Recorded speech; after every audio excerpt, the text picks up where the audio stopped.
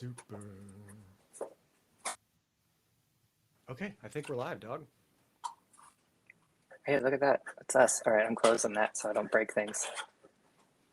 All right. Yeah, I don't know what's actually happening, but we can kick it off. So I think, let's see, if you're on YouTube in the chat, can someone just say like, yeah, I can see you guys or not see you guys, or this is working, or this is a total disaster? No. Neil, I could see us. So. Okay. Neil, can you hear us? Yeah, just playing with my headset. Welcome to the party. Oh, and I'm going to hit start in Discord. So that is happening. Okay. Look at this. We managed to do a little live stream. Isn't that magical? Yeah. All right. So I've got Neil, you good yet? You ready to roll? Yeah. Was Travis coming? Or was it just us? I think Travis is going to try. Is he said he's trying? Travis is trying to come in? I think he said he was going to try and get in here, but okay. He was just in voice chat talking about it, so. All right. I don't know if I need to invite him. Shit. Did he get the Riverside thing? He may not have. Let's see. But I will get it over to him right now, and then I could do it if you want. Yeah. All right. If you guys are on YouTube live stream, thanks a ton for checking in and watching this thing. This is the very first one that I've ever done, so I'm expecting it to be a minor disaster, at least technically for the first 5 to 10 minutes. Bear with us, and we'll get our shit together, and then rock and roll for you guys.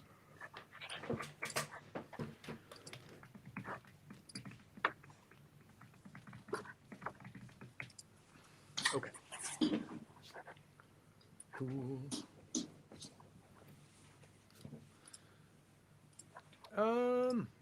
Dig it. So let's kick it off. I want to do like an AMA with you guys, although I think it should be called like an AUA, Ask Us Anything, because it's, I think you guys are going to have like much better answers than I will. But I get a ton of kind of contact requests on the website and on Twitter for all kinds of stuff around Helium and a little bit around Gristleking. And so I wanted the three of us, or the four of us, whoever kind of comes on here, to have a chance to answer some of those questions. Do you guys, so I've got to list them, do you guys have any questions that you get hit with all the time that you'd like to start off with answering?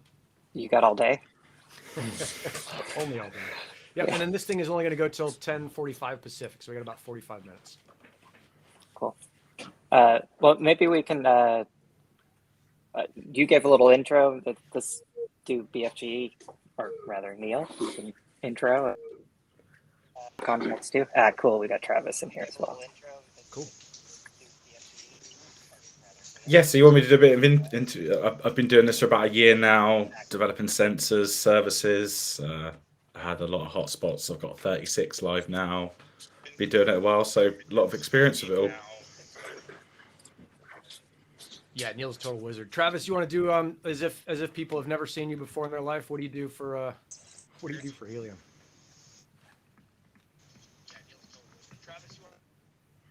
Oh, your connection's shitty. Let's skip to Alexis with motherfucking Alpha. How you guys all doing? Hotspot. Jesus Christ, I'm all over the place today. Greetings, everybody. How you doing? You good?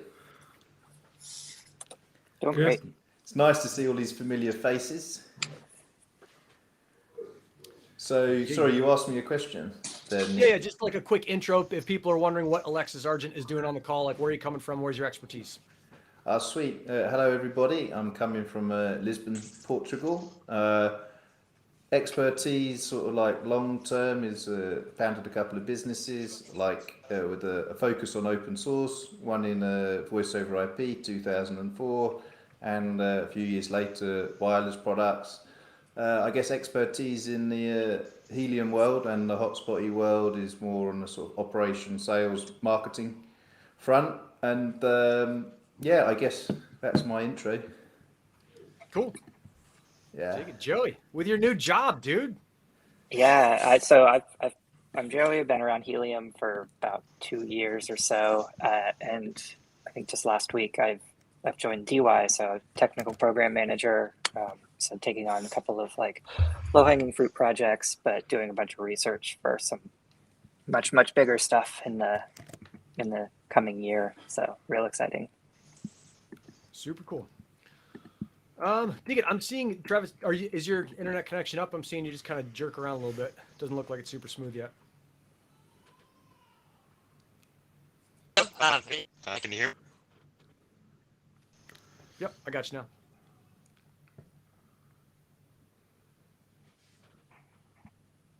Okay, I'm guessing it'll record locally, and we'll get what we get later. So the first, I'm just kind of reading off of these questions in the chat, and I think we can get into off-grids in a second, but one of the big questions is what's the expected amount of hotspots by the end of 2022? I tell people in the consults it's somewhere around, the prediction is 3.5 million, but I don't see how we're going to get to that in a year.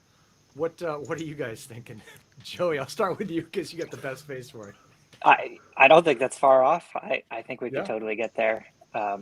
We're seeing all of these larger manufacturers just building and shipping like crazy. So Bobcat, Rack, 𝗫𝗫, 𝗫𝗀𝗃𝗃, they're all just cranking out as much as they possibly can. Everyone's sort of hit by the chip shortage, but I think a lot of folks are really starting to get that sorted out. So yeah, firing on all cylinders, I think. Neil. Yeah, my prediction was like 1 mil for Christmas, but I think it's going to be closer to New Year now. But I think by the middle of next year, we could hit the 2 mil mark. And then by the end of the next year, probably close to the 3 mil mark quite easily. Wow. So you think that the production and the capacity is there to do it? Yeah, I mean, you look at the rate of hotspots being onboarded every day, and this is not full capacity for all the manufacturers. So once they get, and a lot of them are changing from like pies where there's short supply to arcade-based boards. So their production numbers should go crazy. So we should hit close to that 3 million mark, I think. That's exciting. Alexis, what do you got? You're like, eyes are firing all over the place. What are you thinking? Yeah, well, 3.5 million, it's a big number, but everyone I speak to, just friends, when we were climbing roofs a year ago, they thought we were crazy, before the sort of crypto market kicked into full swing. And now I catch up with some of those people 6 months later, and they've ordered like 10 themselves, which is like, I'm just like, wow, like, you guys going to climb roofs in England? So I know that's just one angle, but I guess, yeah, the demand is there, the kind of interest and the excitement is there, the capacity is ramping up, like Joey mentioned. We're hearing those numbers, these big numbers as well. I guess what perhaps people is hard to quantify is, churn, right? There's a lot of hotspots in particular areas, and primarily, the places where a lot of people live, capital cities and stuff. So whether we'll see some of that supply either just get switched off, or whether that gets moved to other locations, which the net effect of that, if it's moved, then obviously that's adding to capacity. If it's just thrown away or whatever, it's not. But anyway, it's going to be a lot, and I suspect we're going to have exceptionally good coverage almost everywhere, so, which is great. 3 million's a big number. Huh? Yeah, It's a huge number. Yeah. Okay. Geez, that chat is blowing up with more questions than I think we can handle in 45 minutes. What so along with that is what are we doing with oversaturation? And I think this is a really common question. Is I just put I put a miner in my house and I've been here forever, or I see this even more often. I've ordered a miner. I've been waiting for 6 months. It hasn't gotten here yet, but my neighbor just put a miner up. How do I stop them or whatever it is? When people ask you guys about oversaturation, what do you tell them? Let's see. Let's start with Neil. I see you nodding along. Yeah, it's an issue, and it's one I've been struggling with. I mean, I saw an article yesterday posted, and they were talking about setting up a DAO about this, and maybe they could provide some sort of bounties for particular areas to spread out into, so hosts have a real reason to move. But it's definitely an issue, and I think a lot of people feel like HIP 17 is very permanent, but it was decided on that this was going to be the way, and maybe along the lines we can change the formula for it and ease these areas a bit, or improve it in ways that can mean better spread out. But it's a problem, but there's no easy answer, because you can't expect Helium to do anything about it, because they're the ones running this blockchain. This is a us problem. We're oversaturating the areas, and we need to work together to improve that, and maybe these structures need to exist to help facilitate that better. But it's a difficult question. Yeah. Yeah, I mean, one thing I think that Joey will hit you next after this, just so you're ready. One thing I think of is that when we look at the map, we see these green clusters. When you look at the Explore map, and the clusters of the cities, and we have got to start seeing green lines on the highways connecting the cities, so that we can use the kind of the killer app of IoT, which is tracking. It's not the only thing. There's a million other things that can happen, but until we start providing coverage that connects those clusters, we're going to be missing out on a huge part of the promise of Helium. Joey, what do you tell people about oversaturation?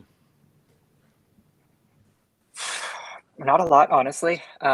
It sort of decreases rewards on a per hotspot basis, but they're still getting rewards. And a lot of times that extra hotspot in an area provides a nice redundancy to a hotspot that maybe isn't as nicely deployed. There's extremes. You look at San Francisco, look at New York, Chicago, and you don't need redundancy of 400 hotspots for a single uplink. I think as people start to realize that it's more profitable in sort of the edges of these urban areas, they're going to start to those deployments. I already see that for my personal hotspots, like the ones that are kind of out in the middle of nowhere, if you will, that were previously lone wolves, are the best performing ones now. And so I definitely encourage people to sort of be thinking about, what do those lone wolf deployments look like for you? Are you happy with, maybe taking a little bit of a hit for a month or two while your neighbor decides to, finally pull the trigger on getting a hotspot, or you find a friend over there that can also set one up? Yeah. What Hotspotty crew? What are you guys seeing? Because you guys got your fingers in all those different pies. You're seeing the planning that people are doing. Maybe you're not seeing that, but yeah. What do you guys think about this oversaturation? And really, how are we going to handle it? I know you guys. I don't know if Daniel, you got the. I know you just joined. Whether you got the question, Nick was asking. Yeah, I got it. I was watching. Oh, cool. I got a new computer. I didn't have Chrome installed because I use Firefox. What we try to do is with Hotspot is to give tools help that plan their new installations, new hotspots, help with the network. I just want to say that I love the way that Helium is forcing people to relocate through code. One thing is like, come on guys, be nice to each other. Let's try to spread the network. And then let's just do this. Like I think how most crypto projects work is king, right? And that forces people to spread the network and give coverage. And what we try to do with Hotspot is to have a really good tool to plan your locations. You can have locations, you can place like future hotspots, and then how is that going to be in there? What's the reward scale in that location? And we have other tools coming online pretty soon as well to analyze like, how many hotspots this location can connect. Not only like with simulations, other stuff as well. And it's gonna help the network to spread. Oversaturation, it's part of human nature. We are monkeys after all, like Alexis like to say. And we just see like Lisbon used to be a beautiful place when we started. In the beginning, it was just us and ShareSpot. Hello to the ShareSpot. We got together, we have our own locations, and we decided, okay, let's see how we can spread the city in a way that everybody wins and the most coverage around the capital. And it used to be a beautiful place, everything was green, until the next batch line. And then the education people, a lot of people don't care about the actually rewards. So they just place it anywhere in their living room or, but Yeah. Yeah, it's the thing where it's kind of something is better than nothing, and so we've got to figure out a way to do it. But I like, Neil, what you said. It's like it's our problem. It's not Helium's problem. It's not something. Yeah, they could micromanage it on the chain and improve the areas where the Res 4 is on the coast and they can't put any more to increase the areas, but it's just not fair to everyone. The code is king, and maybe the code could be changed in some ways, but it's more of a us problem we need to build solutions for.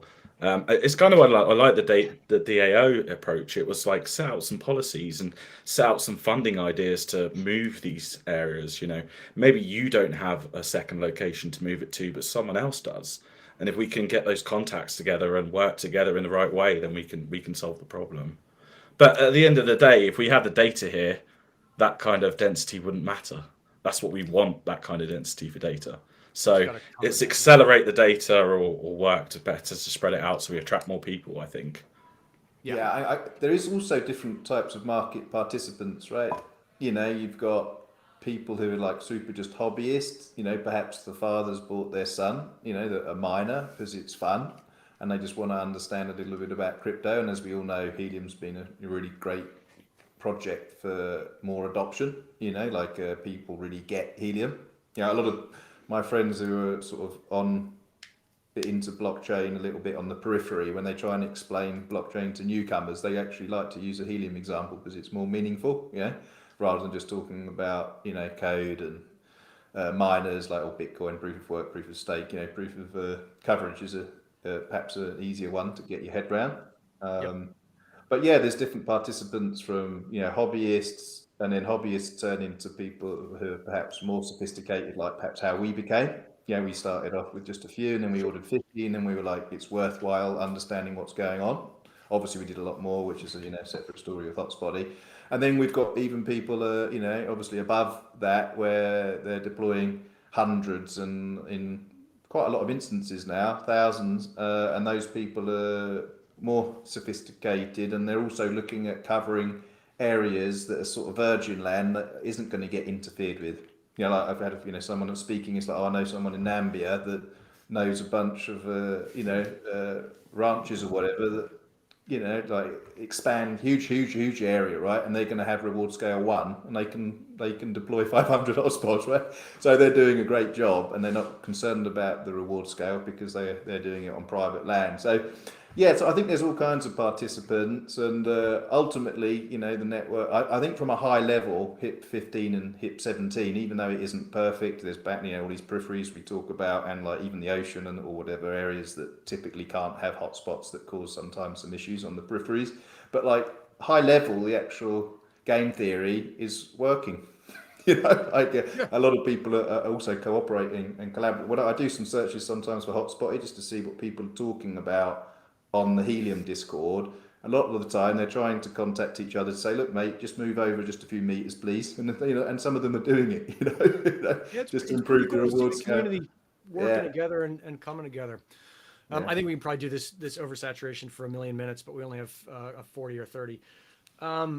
Okay, let's do really quickly kind of antenna stuff. One of the questions I got that I think is indicative of almost all of them is like, hey, would a directional antenna be better than an apartment, or sorry, it would be better for an apartment balcony? Neil, we had just talked about antennas, I think, when we were talking about testing stuff. Is there anything that, that you've got to say about that? Someone comes up to you like, hey, I'm on a balcony, I've got to do a directional. What do you say to them? I always say leave it as omni, because you want to leave it for all directions. You just don't know if a hotspot's pop up behind you. And more importantly, you want to be serving data in the whole area around you. You know, so you can miss out on so many opportunities by going directional. But for those really in the sticks with one direction, yeah, it's definitely worth trying. But generally, I always say stay omni for the data. The same reason I say don't go big DBRT, because you'll never have devices running on it, because you're just such a thin spread, you know. You just don't want to go one direction, and someone can stand behind it and not get data. Yeah, totally. I just saw one about, I think that kind of covers it. I don't know if we need to have the same answer 6 times from the rest of you, because we're all probably on board with the same thing. It's like, start with an Omni, test it if you want to. Testing is what tells you if it's good or not. I'd like to talk a little bit about gaming, because there seems to be a perception that, you know, there's these gamers that are earning giant amounts of HNT. I'm not really seeing that they're taking a huge slice anymore, right? If we were a year ago or a year and a half ago, yeah, they were taking a big slice. They were crushing. But it seems like for the most part, Helium has kind of knocked that down. Maybe Joey, I'll start with you if you've got anything about gaming, and then Travis, I'll come over to you when Joey's done. Joey. Yeah, I've got maybe just a real short answer on gaming, which most important thing for us right now is just to understand to what extent gaming has happened. happening. Like we don't know if it's 0.1% or 10% of hotspots out there. And to really address gaming, we really need to understand the problem and the data set of like how people are doing it and to what volume. Proof of coverage is really set up to minimize the rewards right now for gaming. I think a lot of people would much rather see it just zero out rewards for gaming. Sure. But to get to that point, we need to have that better grasp on it. Yeah. Travis, anything to add to that? Yeah, what we have to be very careful about, and this is something that if you participate in the POC discussions on the Discord, that's where you want to be, for gaming discussions. But when we minimize gamers, we have to make sure that we're not causing collateral damage to legitimate network operators, because a lot of these gaming networks are in the middle of legitimate coverage providers, and it's something we have to. It's not an easy problem to solve. But it's something that we're putting a lot of work into, and I think we're making huge leaps there. Cool. Dig it. I just saw a question about what is the gaming network. I mean, people are just basically, what is that? MF spawn. People are just cheating. They're putting a bunch of hotspots in a closet and they're trying to get those hotspots to earn more without doing the work. That's what we're talking about. We're talking about gaming here. I'm seeing a couple things about like telecoms companies. So there's a couple different aspects of this. One of the questions is around, is it unfair for telecoms companies to participate in the Helium network? I don't know. I mean, Dish is going to do it. Verizon's going to do it. I talked to the cell tower companies early on. And when I talked to them early on, one of their engineers has said to me like, hey, just so you know, I've got a hotspot sitting on my desk in front of me. So they certainly know It's a fair game. What's that? I think it's fair game. It's part of you want to cover it. You don't care technically about like earning money technically. Like the state agency rewards a collateral for like providing coverage. Of the advantage of location, but they shouldn't be blocked because they have better location than most people. That's not their problem. It's problem as well. They put in all the money to put that tower up. Like let them use that thing. What do you guys think is going to come down the pipe as telecoms company in general see how Helium has built this out? Like, what are your predictions for how that's going to play out? Neil, I'd like to start with you on that. You usually have some good thoughts about this stuff. I've been talking to ISPs, to be honest with you, and if there's data on the Helium network, then they'll want to buy in. There's just no two ways about it. If we're shifting from one platform to the other, and the other's where the money is, they will want in. They will want these boxes up. So I think it's fair game, and it's just big business, isn't it? Just getting in. There's no reason for me I can't get in at this point, and which is amazing. But at the same time, not giving them the opportunity is ridiculous because that's where the money is. Most of these people can switch people over the same way. They have their own systems on other that they could bring here and benefit me. So why would I stop that? Dig it. Anybody else on that one? I was going to say, I think there's quite a lot of idealism in open source, and blockchain is an extension of that, kind of on steroids, when you add levels of trust and DAOs and game theory and stuff. And the actual reality is, is it good for the network? Do people like it or not? I guess they're different questions to ask. Regardless, if there's value in it, people are going to do it, right? If that's going to put other people off, to the point that they think that it's terrible and they're going to switch off their miners, I don't think so.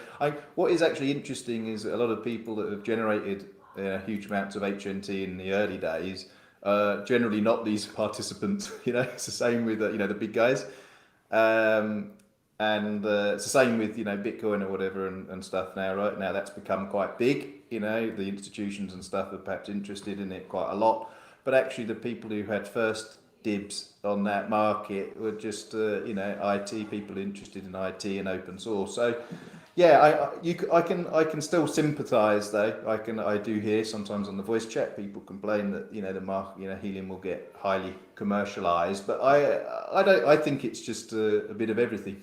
Just like I said, it's not like at the beginning, there's different market participants, and I think they're all participating, and at the end of the day, whoever provides the best coverage will still do best. And normal sort of citizens can also do that, right? You don't have to necessarily be a telco. There's lots of people who are becoming quite professional who aren't traditional telcos. Yeah, totally. And we can't forget that we're just talking about the coverage providers, not the users, because these networks is being built to provide something. Right? Right now, we're still like in the beginning, and actually people using the network, and the only users the way see if there's enough usage, having enough usage by good antennas, a good coverage. If I had a company that I'm using the Helium network to provide a service, I would prefer to have. I don't care if T-Mobile has a huge antenna providing service, as long as the service is reliable. And that's what Helium is about. We can't forget, it's not about making agent coverage. Yeah. Cool. I've seen a bunch of questions about off-grid. I know a bunch of you guys came here to ask about that. One of the things that is probably a nice start that's helpful for non-off-gridders as well is I saw something about how do I replicate someone else's setup. Whether that's Atomic Vanilla Locust, which is the one that this person asked about, which is on a mountaintop in San Diego. That's a 𝗺SP, a wireless internet service provider, that put one up on a tower. So I think when I'm hearing like, how do I replicate a spot? The first thing is you have to look at the thing in as much depth as you can. So you use Hotspot, use Helium.Vision, get on your little getaway sticks, walk out there, drive out there, like see what you can see, stay on your property, go, don't trespass, all that stuff. And just take a look around. In a lot of cases, you can learn almost everything you need to know about that. And in many more of those, like an even smaller part that is unknown, is a good deployment will always have lots of clear line of sight to lots of places. It will almost always be higher than anything else around it. And it will almost always not really matter what kind of antenna it has. The rest of the stuff is just technical crap that you can Google. How do I hook up a solar power to a charge controller? How do I use a battery? How do I get a cell backhaul? Like that kind of stuff. And we've got certainly deep expertise in this call with definitely with Travis and Joey making stuff and Neil. Like we've done this stuff before. But in general, like I guess we'll start with the how do you replicate a great hotspot question. And Joey, I'll kick it off with you. Like when you see one that's really good, how would you go about trying to replicate whatever the earnings are, the performance of that hotspot? So talking just on an earnings basis, I think it's about looking at the witnesses and understanding sort of, the witnesses that it's receiving, where are those coming from? What are the reward scale of those witnesses? Is it up on a mountain where it's seeing an entire valley of hotspots? There's a sort of a million ways to look at it, but, I'm looking at the 𝗺spotty guys here. This is where that tool becomes super valuable because you can pull up that hotspot and really start to understand the network effect of what's generating that. Yeah, activity. no, 𝗺spotty guys are going to be my closers. I'm coming to you guys last. Yeah. So think about your strong comments now. Neil, what do you say? You get this question a ton. Like, hey, that guy over there is doing great. How do I be like them?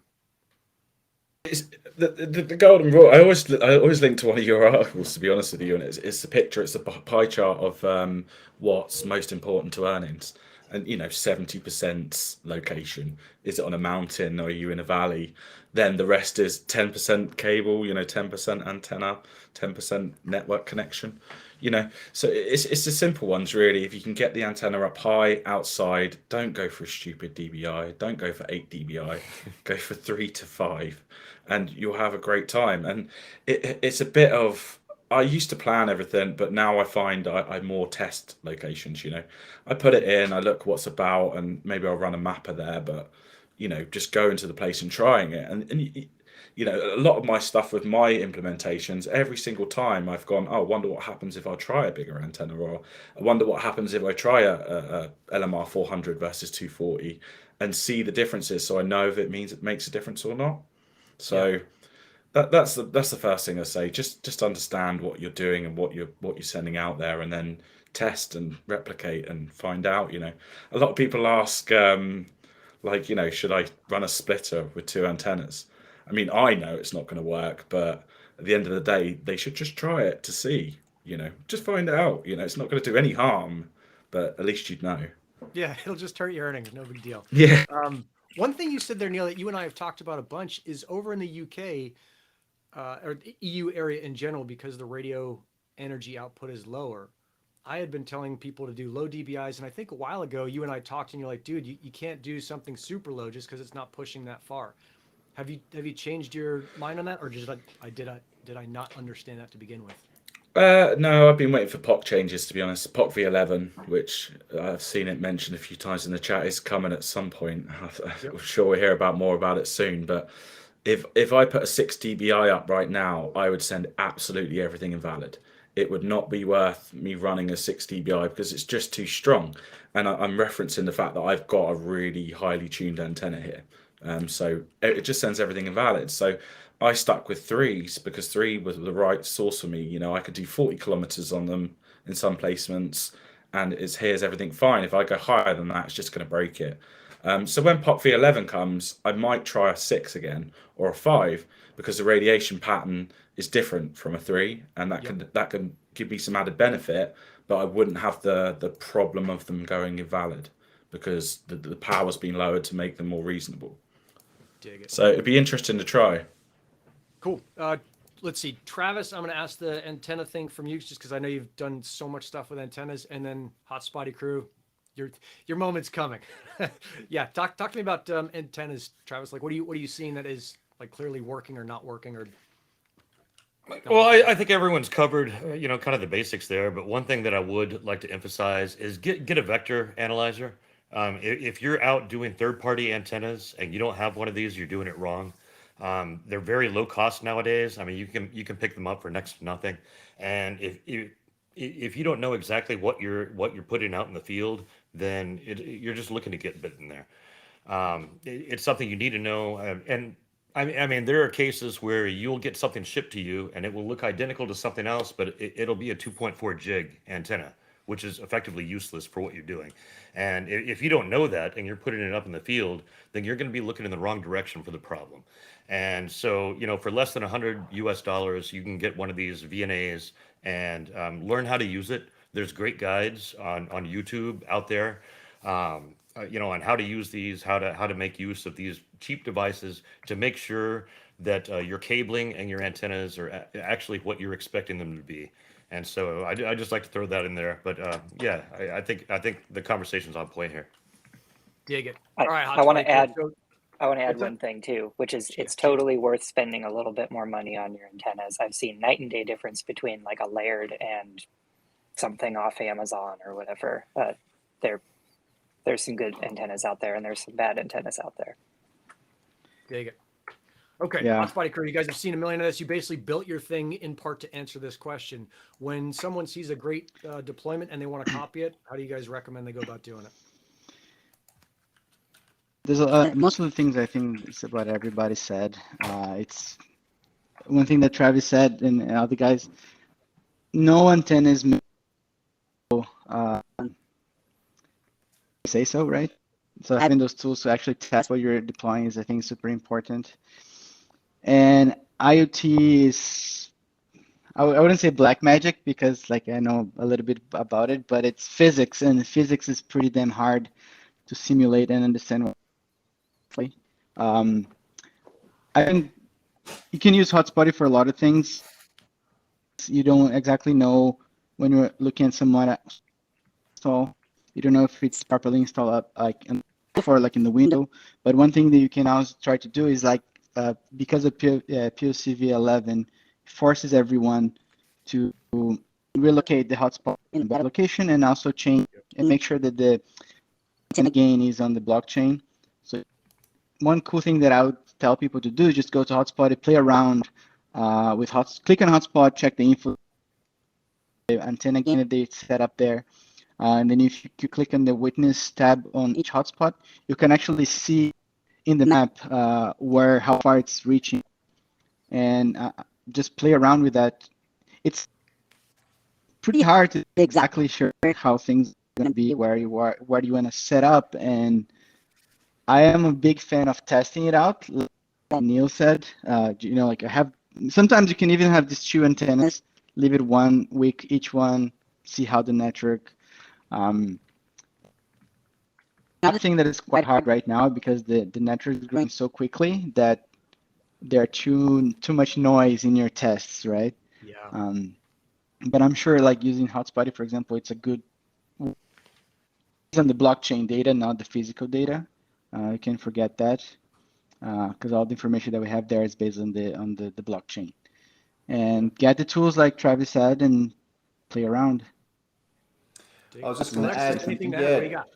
yeah, just on very specifically on Hotspot on the map setting, you can go to the appearance settings and change which value you want to see on the map. So you can see the best performing hotspots based on the last 24 hours, 7 days, 30 days. And I know obviously everyone's touched on it that, this data isn't always consistent, it goes up and down, etc. But generally speaking, if you look at stuff that's a bit more long term, I think, if we've been in this market for long enough, we don't look at things based on hours or even days. It's better to look at stuff over weeks and perhaps months and let, average out all of the peaks and the troughs. But yeah, if you look at all of the hotspots in your area, and then, based on perhaps the last 30 days and see the best ones, like that will give you some indication.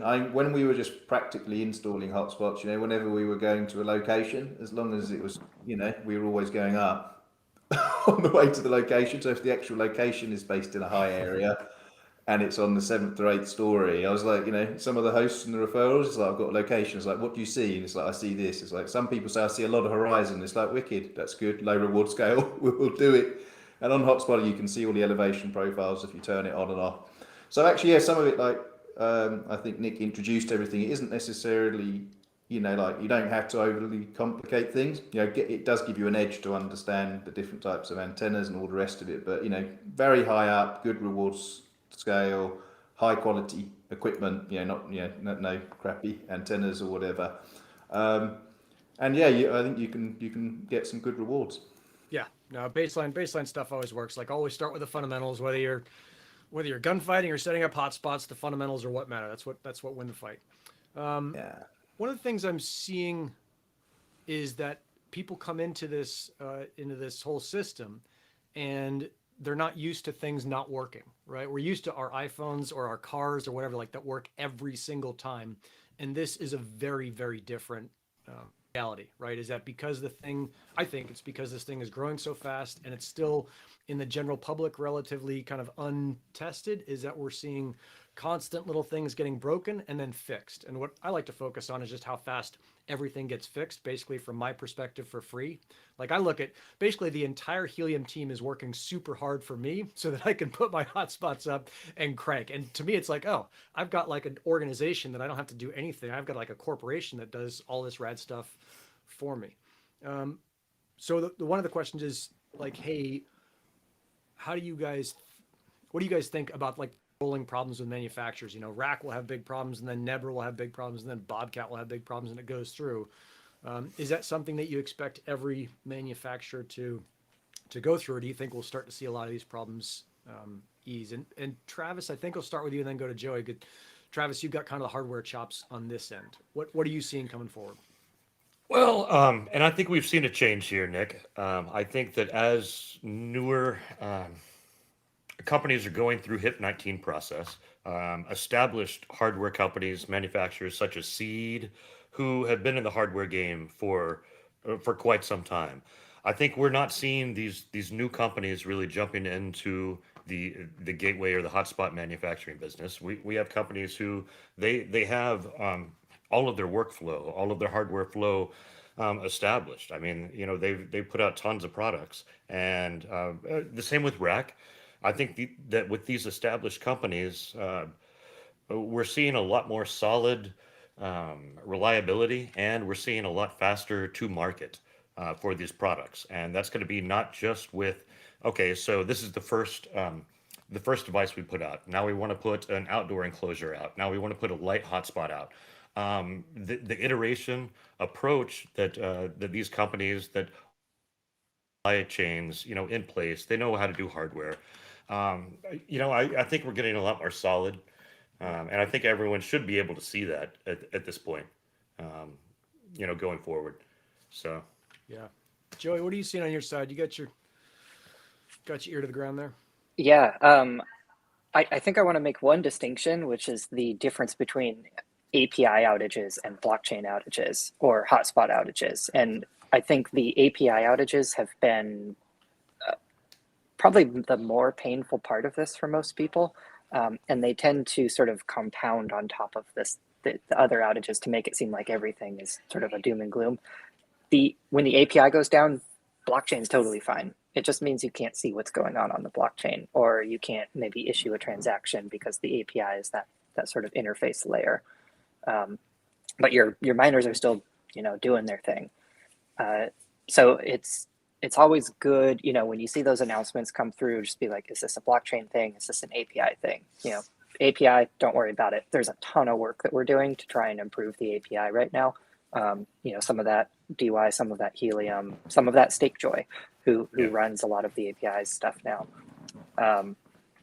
As far as, manufacturer outages and things like that, this is kind of where, we're in this state right now where it's like whatever you can get your hands on, just get it, which is hard because you really want to be choosing your hotspots, based on like, is this a team that I trust? At the end of the day, it's the responsibility of the hotspot manufacturer to push those firmware updates. And if they're falling, it means like when the blockchain moves, like you're falling behind because you're not getting those updates. And a lot of that going into the future, that's going to stabilize, because right now we're in this sort of rapid iteration. Like we're pushing updates almost every week to the miner code, to the validator code, to sort of, the Helium chain is a totally bespoke chain for IoT. And so we have to sort of like figure this stuff out as we go a little bit. So, personally, like I like to try and choose hotspot manufacturers where like I know they're going to be on top of pushing those updates. And fortunately, most of them have all done a really good job of that, but I'm a little leery of some of the newer ones coming out. Like, not to say they're bad, I just haven't done the research to see if like it's a team that can stick around and support that hardware. Yeah. Neil, you've seen, I think, more hotspots than anyone, probably except Travis. What where do you stand out of this whole hotspot thing? Like, I guess the shifting of the question, are there ones you like more or less? And what would you buy for yourself if you had to buy one right now? I would only buy racks. I've got to be honest, I would only buy racks. I just don't trust any other manufacturers. I mean, SenseCap have been doing a fantastic job. The quality of those things is unbelievable. The dashboard is great, but I've just had so much experience with issues with manufacturers that I feel that they're too early. They're still iterating on hardware designs when, they should be focusing on dashboard features or other things, and it's just meant that I only want to stick with one provider that I have a lot of trust in now. It's things like, for example, 𝗫𝗫, they did all their testing with rack concentrator cards, but when they put them out in the wild, they're on a different make, and there was no testing. So I wouldn't have known that, and it was only when I, started to look into them that I found it. And the main point is I don't think that they're bad hotspots. I just don't think some of them are that capable now. And that's leading up to light gateways coming in Q1 2022. And when that happens, even 1 gig of RAM would be too much. These problems won't be happening as much. A lot of it is writing this amount of data to the SD card. That's causing some cards to trip or people to stall in sync. And it's been known that this was going to happen for quite a while. And the team have been doing nothing but develop towards light hotspots, So it kind of feels like we're, just getting through the bad times until we hit that light gateway software. Dig it. I was going to say that I think it depends on obviously what part you're looking at. Whether you're looking at the hotspot manufacturers, whether you're looking at the Helium blockchain, whether you're looking at the API, whether you're looking at the Helium mobile app. Like there's different frustrations at different times depending on what's going on. And I think if you're kind of a bit more familiar with IT, particularly open source, you may have more of a tolerance for just the fact that this is a relatively new technology. Helium is a relatively new blockchain, and it's really sorry. I think someone might be typing a bit, but Sorry. that's all right. That's all right. So yeah, like if you've experienced like open source technology before, you know, other blockchain projects that have had these types of issues, and then you know you've been the person to perhaps stick through it and seen it change over the course of 6 months, 18 months, sometimes longer, 2 years, 3 years. I got involved in a voice over IP very early with, you know, Asterix, and that was a super cool thing, but it was very, very buggy initially, and it took a long time to get good, but it actually changed the telecoms industry. Most people don't know that because it's just open source like a lot of things, right? And I think Helium's the same. The growth is just absolutely incredible, right? You know, you've seen the chart, right? As in, I look at it, you know, every other day, and it's just like incredible, right? That parabola, and it looks like it's going to stay parabola. You know, so Yeah. I think there's going to be some challenges ahead, and I guess the main thing is to have a solution mindset. It's very easy to complain about stuff, and you know, we have challenges ourselves running Hotspot here, and you know, we've got our own hotspots and stuff. But at the end of the day, the people who provide solutions will get rewarded over the long term. Totes. But I know that's not always easy to digest, right? If you're trying to install hotspots and you can't, or whatever, you know. There's a lot going on. Ripping, guys. So I'm pretty close to where I've got a boogie out. I know that the rest of you guys, some of you have hard stops as well. So I'm going to wrap this up. Say thanks a ton to the guests here for coming on. Thanks for coming on and sharing your knowledge. I know this is hours out of your day, or at least 45 minutes. Super stoked that you come on here and share this. And thanks so much to everyone for showing up.